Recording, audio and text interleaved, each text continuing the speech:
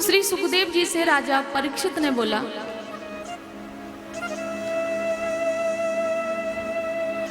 कि महाराज, आपने इतने चरित्र भगवान की सुनाई है, किसी में दीन बंधु कहा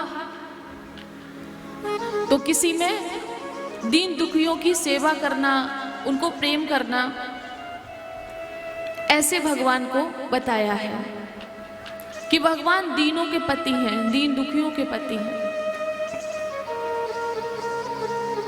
क्या भगवान ने कभी ऐसे व्यक्ति पे कृपा की जो दीन दुखी हो? तब याद आई श्री सुखदेव जी को भगवान के सखा सुदामा की, जिनसे भेंट हुई थी अवंतिकापुरी उज्जैन में। और ऐसा भागवत में तो नहीं लिखा है, लेकिन आपके पड़ोस में ही है, पोरबंदर का बताते हैं सुदामा जी को कि पोरबंदर के थे वो, लेकिन भागवत में नहीं लिखा है। फिर आप सोचो कि कहां से बता रही हूं, मैंने सुना है वो बता रही हूं।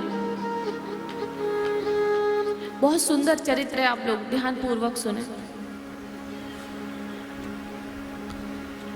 सुदामा जी का स्वभाव कैसा था, श्री सुखदेव जी लिख रहे हैं। कृष्णस्यासीत सखा कश्चित्, कृष्णस्यासीत सखा कश्चित्, ब्राह्मणो ब्रह्मवित्तमा, विरक्त इंद्रियार्थेषु,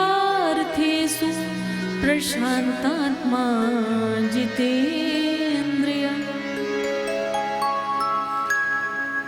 सुदामा जी का स्वभाव कैसा था? प्रशांत आत्मा, जितेंद्रिय, विरक्त इंद्रियार्थेषु। जबकि वो गृहस्थ थे, लेकिन श्री सुखदेव जी लिख रहे हैं कि वो विरक्त थे। क्यों लिख रहे हैं? अनासक्त भाव से वो जीवन जीते थे,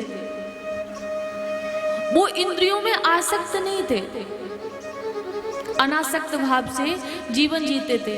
घर की स्थिति अच्छी नहीं थी, घर में धन नहीं था, और घर में धन तो छोड़ो, घर ही नहीं था, लेकिन फिर भी खुश रहते थे। सुदामा जी की स्थिति ऐसी थी। कुछ लोग कहते हैं कि भगवान, कुछ लोग कहते हैं कि सुदामा जी भिक्षा मांगते थे। कितने लोगों ने ये बात सुनी है? सबका ध्यान व्यासपीठ की ओर होना चाहिए, लेकिन ये सत्य नहीं है। आज जो कथा भागवत जी में लिखा है, जो लिखी गई है, वो कथा आपको सुनाते हैं। आप लोगों ने सुना होगा कि सुदामा जी ने कृष्ण भगवान के चने चुराए। ये कथा भी भागवत में नहीं है, और लेकिन आप लोगों ने यही सुनी होगी, जबकि ये दोनों ही असत्य बातें हैं। मैं दावे के साथ कह सकती हूँ कि भागवत में नहीं है।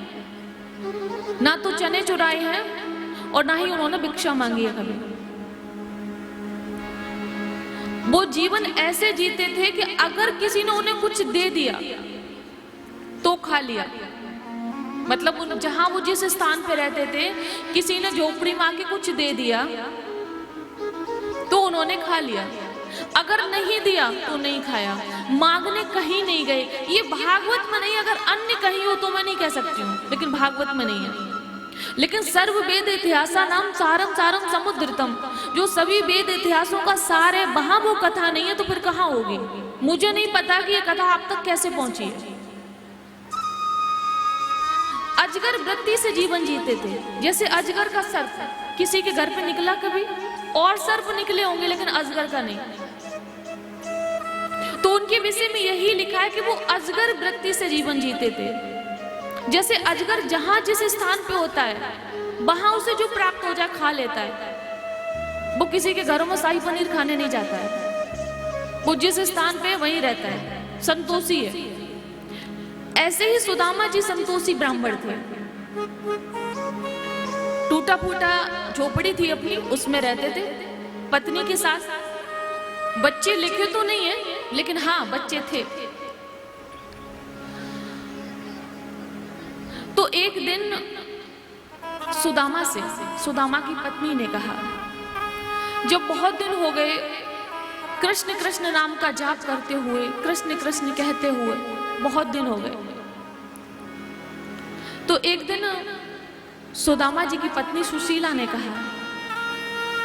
कहा कि महाराज आप कृष्ण कृष्ण का जाप करते हो और आप हमसे भी करवाते हो। हम भी करते हैं, हमारे बच्चे भी करते हैं। कहते हैं कि कृष्ण सबको सब कुछ देने वाले हैं, तो तुम्हारे कृष्ण ने हमें इतना भी नहीं दिया है, हमारी तो छोड़ो कि हम बच्चों का भी पेट भर सके, इतना भी नहीं दिया है। गरीबी की भी तो सीमा होती है। सुदामा जितना गरीब ब्राह्मण इस संसार में दूसरा कोई देखने में और पढ़ने में नहीं आया है, इतनी गरीबी थी।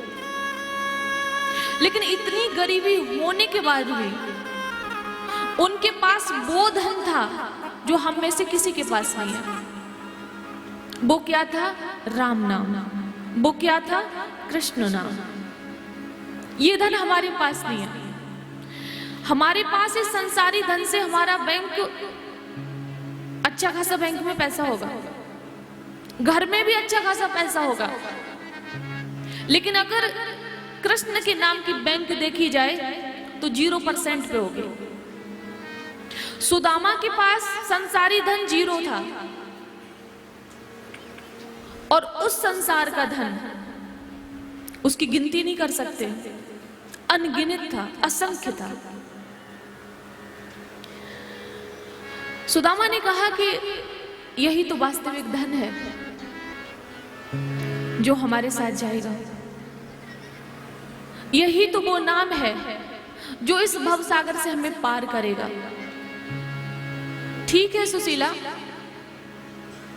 हमारा कोई प्रारब्ध ऐसा रहा होगा, क्योंकि मनुष्य संसार में अपने कर्मों से ही जो पाता है, जो उसे मिलता है उसके कर्मों से मिलता है।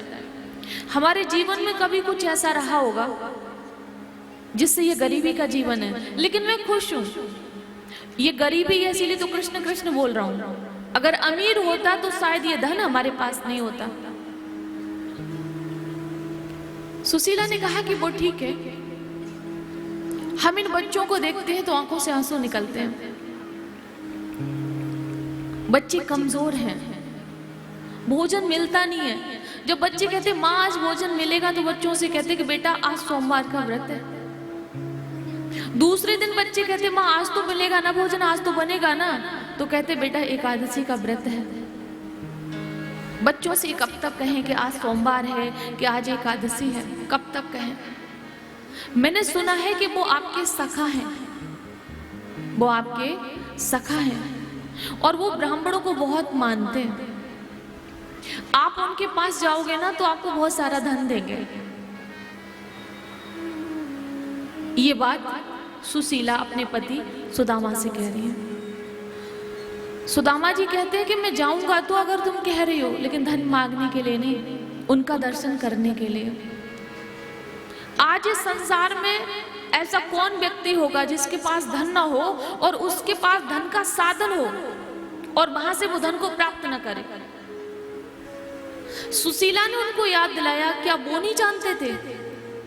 सुदामा नहीं जानते थे कि कृष्ण मेरे सखा हैं? वो भी तो जानते थे, लेकिन भगवान से कभी कुछ मांगा नहीं। जिस स्थिति में थे वहीं से उन्होंने राम राम कहना शुरू किया।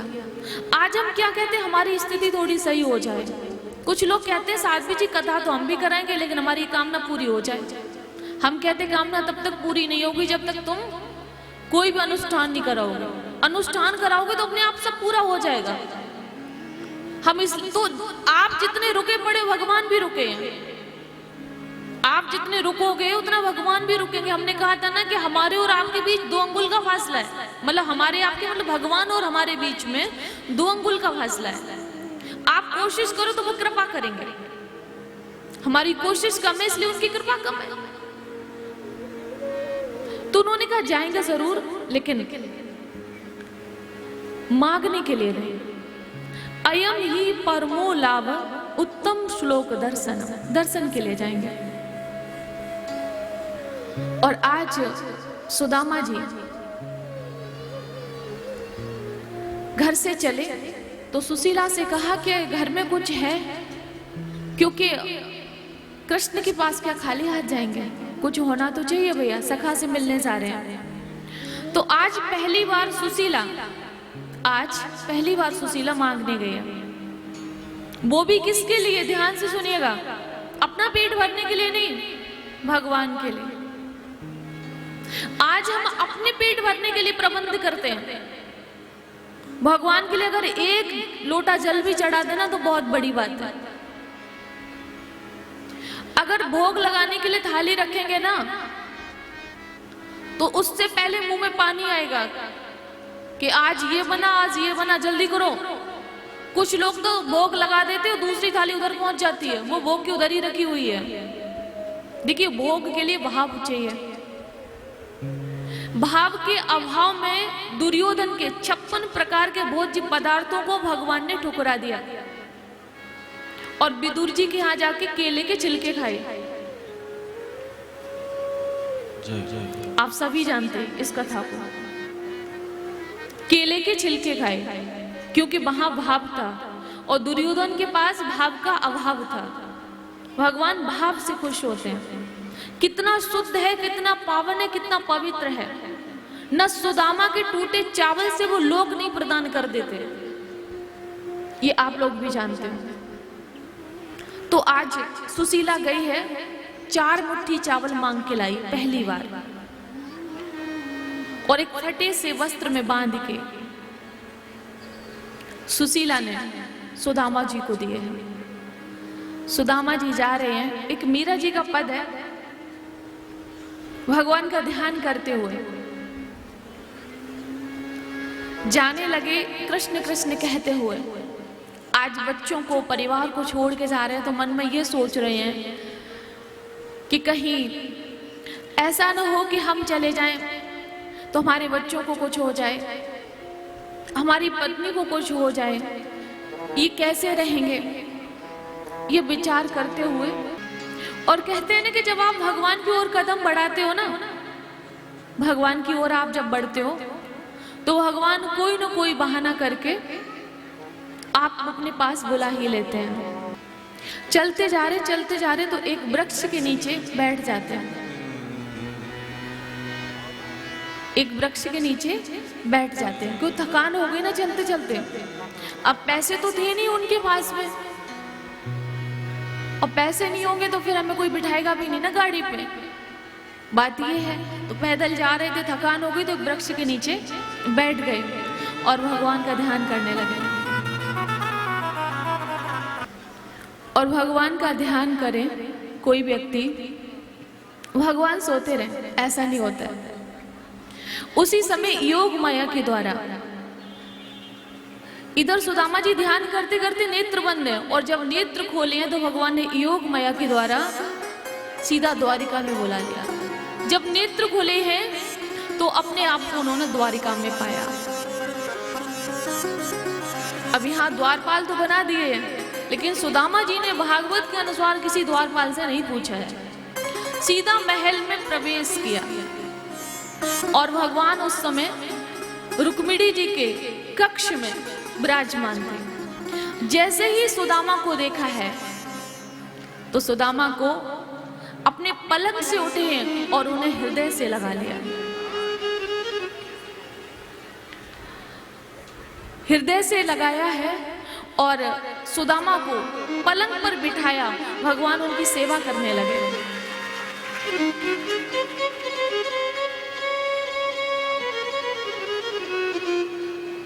भगवान ने तुरंत आदेश दिया, जो घर में दास दासी थे उनको आदेश दिया कि जल लेकर आओ, आज अपने भक्त के चरणों को धोएंगे और उस जल से अपने आप को पवित्र करेंगे। जैसे ही भगवान सुदामा जी के चरणों में बैठे हैं तो देखा कि अनगिनत कांटे लगे हुए हैं चरणों में, और जब भगवान ने अपने पीतांबर से उन पैरों को साफ किया और जब कांटा निकाला सुदामा जी के चरणों से, तो कांटे के साथ रक्त निकलने लगा। और जब रक्त निकला तो भगवान के आंसू निकले। देख सुदामा की दीन दशा, करुणा करके करुणा निधि रोए, पानी परात को हाथ छुओ न, नैनन के जल सो पगद होए। आज आंसू इतने निकले हैं भगवान के कि सुदामा के चरण धुल गए। सुदामा को वस्त्र पहनाए, भोजन कराया है और आज रात्रि में विश्राम करा के उनके चरणों को दबाने लगे। जब भगवान चरणों को दबा रहे हैं तो माता रुक्मिणी पंखा झल रही हैं। श्री सुखदेव जी कह रहे राजा परीक्षित से कि जो लोग इस संसार में सुदामा को गरीब कहते हैं, कि सुदामा भिक्षा मांगते हैं, या सुदामा ने कृष्ण भगवान के चने चुराए हैं, वो सुने इस प्रसंग को और देखें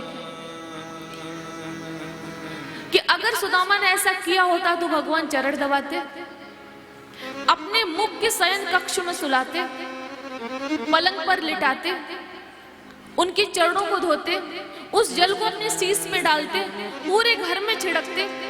पूरी दुनिया भगवान के चरणों तक से अपने आप को पवित्र करती है और आज भगवान सुदामा के चरणों तक से अपने आप को पवित्र कर रहे हैं। तो ऐसा सुंदर भाव उस महल में सभी आश्चर्यचकित हैं कि भगवान से मिलने के लिए तो बहुत लोग आए, लेकिन ऐसा व्यक्ति पहली बार देखा। शरीर की एक एक हड्डी दिख रही है, फटे से वस्त्र हैं, दीन दुखी ब्राह्मण देव। उसी समय चरण दबाते हुए भगवान ने कहा कि वैसे तो हम जानते हैं कि तुम्हारी विवाह में कोई रुचि नहीं थी, लेकिन मुझे यह बताओ कि तुमने विवाह किया? तो सुदामा जी कहते हाँ लाला, विवाह तो किया। तो विवाह किया तो भाभी ने कुछ भेजा? भगवान ने कहा कुछ खाने के लिए भेजा, कुछ प्रसाद दिया। अब सुदामा जी शर्माने लगे, मुझे भी यहाँ पे बड़ा कष्ट होता है। अमीर का अमीर दोस्त होगा, गरीब नहीं हो सकता है। गरीब को कोई देखना भी पसंद नहीं करता, कोई शरण नहीं देता आज के जमाने में। एक कृष्ण है जो हर किसी को शरण देता है, हर किसी को अपने हृदय में स्थान देते हैं अगर व्यक्ति चाहे तो। एक कृष्ण भगवान है ऐसे। तो सुदामा जी ने वो पोटली छुपा ली, दी नहीं कि सोने का महल, 56 प्रकार के भोज्य पदार्थ, वो टूटे हुए चने फटे से वस्त्र में कैसे दें?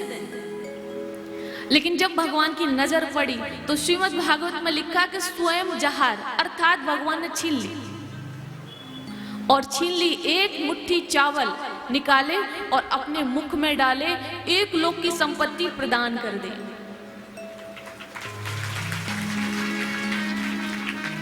जैसे ही दूसरी मुट्ठी भरी है, वहीं पे रुक्मिणी जी ने हाथ पकड़ लिया है। 3 मुट्ठी चावल भगवान ने नहीं खाए हैं, सिर्फ 1 मुट्ठी। दूसरी भरी तो रुक्मिणी जी ने हाथ पकड़ लिया, कहा कि महाराज एक में तो आपने 1 लोक दे दिया, दूसरी मुट्ठी में दूसरा लोक दे दोगे, तीसरी में तीसरा। आपके भक्त मैं कहाँ जाएंगे? और भी भक्त है, वो कहाँ जाएंगे? जो संपत्ति आपके पास है, जैसी सुदामा, जैसी द्वारिकापुरी है वैसी आपने सुदामापुरी बना दी, वही संपत्ति आपने सुदामा को दे दी, तो अब हम कहाँ जाएंगे? आप ये सोचो। दूसरी मुट्ठी पे ही हाथ पकड़ लिया रुक्मिणी जी ने। रात्रि में विश्राम किया, भोजन कराया, सम्मान किया भगवान ने। बातें की जब वो पढ़ रहे थे उस समय की, आप लोग ध्यान से सुने तो वो कथा मैं सुनाऊं चने वाली। कितने लोग सुन रहे? भागवत में ये लिखा है कि जब कृष्ण भगवान पढ़ने के लिए गए थे अवंतिकापुरी में, तो सुदामा जी भी गए थे। तो उस समय इनको एक कार्य दिया गया था। आज शिक्षा किसके बल पे दी जाती है? बोलो, शुल्क के बल पर। और पहले शिक्षा दी जाती थी सेवा के बल पर, शुल्क नहीं लिया जाता था। आज शुल्क और पहले सेवा। तो कृष्ण भगवान और सुदामा जी को एक सेवा दी गई थी। क्या सेवा थी?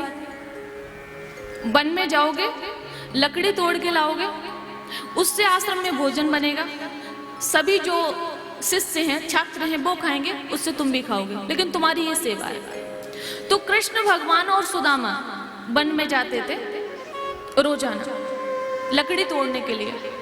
एक दिन बारिश होने लगी, आंधी तूफान आया, कृष्ण और सुदामा दोनों लोग दिशा भूल गए। मतलब आश्रम कैसे आना है वो भूल चुके थे। चने का कोई प्रसंग कहीं पे नहीं है भागवत में। दिशा जब भूल गए, अंधेरा हो गया, तो ये डरने लगे।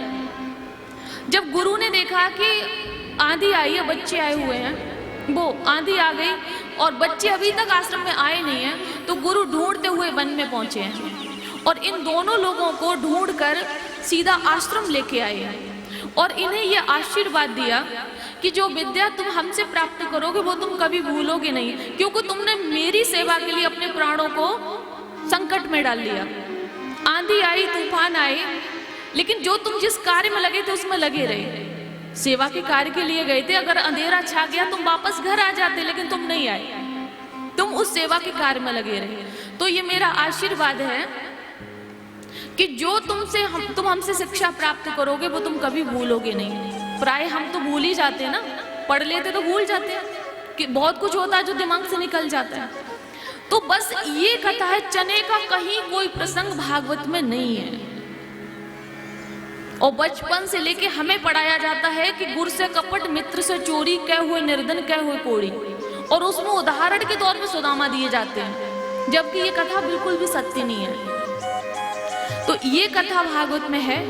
इसके बाद में सुदामा जी सवेरा हुआ तो चले वहां से। भगवान ने प्रत्यक्ष कुछ भी नहीं दिया सुदामा को, कुछ भी नहीं दिया। तो सुदामा मन में सोच रहे कि शायद इसलिए नहीं दिया कि धन के मद में मैं अंधा हो जाता, कृष्ण को ही भूल जाता, तो इसलिए मुझे धन नहीं दिया। चलो अच्छा हुआ, कोई बात नहीं, कम से कम मेरे पास कृष्ण तो है, संसारी धन नहीं है, कृष्ण धन तो है। ये सोचते हुए जैसे ही सुदामापुरी की ओर आए हैं तो देखा कि जैसी द्वारिकापुरी वैसी सुदामापुरी। तो मन में विचार करते हैं कि हम तो यहाँ छोटी सी झोपड़ी छोड़ के गए थे, लगता है कि मेरे जाने के बाद में किसी राजा ने मेरी झोपड़ी को बिगाड़ दिया और अपना महल खड़ा कर लिया। सुदामा मंदिर देख डरे, ये पद है, सुदामा मंदिर देख डरे। तो उसी समय सुशीला को किसी ने सूचना दी कि सुदामा जी द्वारिका से वापस आ गए हैं। तो वो दास दासियों के साथ में सुंदर सी थाली सजाकर दीपक जला के उनकी आरती करने के लिए आई हैं। और जैसे ही आई तो क्या देखा कि सुदामा जी उनको पहचान नहीं पा रहे हैं। सुदामा जी जब 2 कदम पीछे हुए तो उन्होंने कहा कि आप अपने सखा से मिलने क्या गए कि आप हमें ही भूल गए। जब आवाज से पहचाना तब उन्होंने सारी बात बताई। तब उन्होंने भगवान को धन्यवाद किया, सुदामा जी ने, कि भगवान प्रत्यक्ष रूप से हमें कुछ नहीं देते, प्रत्यक्ष रूप से कुछ नहीं देते। अगर हम भाव से उन्हें पत्रम पुष्पम फलम तोयम, एक पत्ता, एक पुष्प, फल या जल भी अर्पण करते हैं, लेकिन भगवान कहते हैं कि इनको अर्पण करने के लिए यो में भक्त्या प्रयच्छति, शर्त ये है कि मुझे चाहे फल दो, जल दो, पत्ता दो, फूल दो, लेकिन शर्त है कि प्रेम पूर्वक दो, प्रेम से दो, तो मैं उसको अर्पण करता हूं और किसी को देता नहीं हूं। बात समझ मारे? भगवान को खुश करने के लिए भाव चाहिए, भगवान को खुश करने के लिए भक्ति चाहिए, भगवान को खुश करने के लिए श्रद्धा चाहिए, भगवान को खुश करने के लिए विश्वास चाहिए। अगर ये आपके पास है, कुछ है या नहीं है, तो भगवान प्रसन्न हो जाएंगे।